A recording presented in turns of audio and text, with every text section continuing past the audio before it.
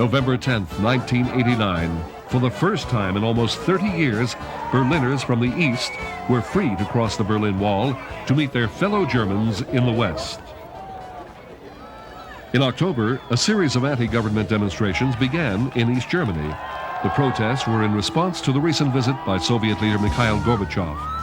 Gorbachev had given the Russians new freedoms.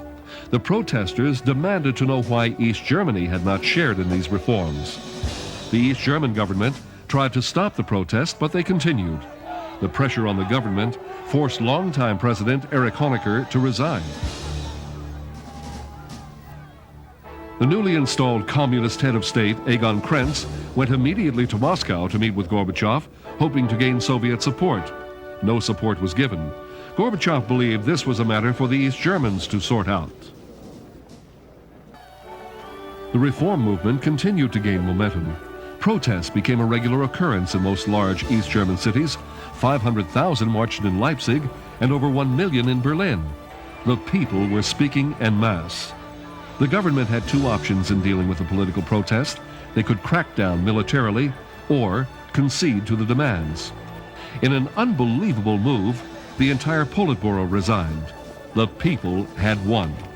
The communist president still led the government, but with each day, the people were assuming more control of the country's direction.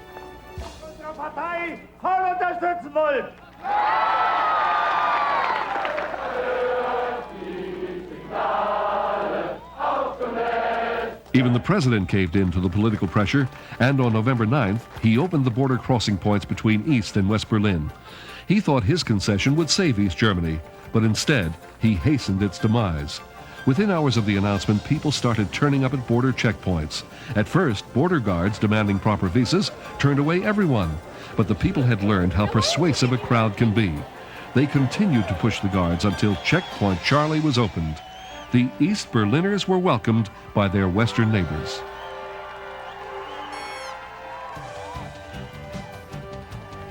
At Berlin's Brandenburg Gate, guards still kept watch over the wall. When the first West Berliners tried to breach it, the guards tried to drive them back with fire hoses. But finally, the people won again. In their excitement, hundreds climbed onto the wall. Reporter Brian Hanrahan was a witness to the celebration. Standing on top of the Berlin Wall, which for years has been the most potent symbol of the division of Europe. And there can be few better illustrations of the changes which are sweeping across this continent than the party which is taking place here on top of it tonight. I want to be an astronaut. But this will need to be more than a piece of November madness to wipe out the bitter memories of the past. And with nobody to stop them, it wasn't long before the first attempts were made to destroy the structure itself. Everybody was testing how far they could stretch their new freedoms.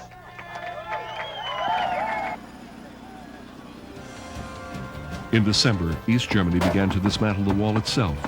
The giant concrete structure that had been the symbol of communist domination and East-West division came down.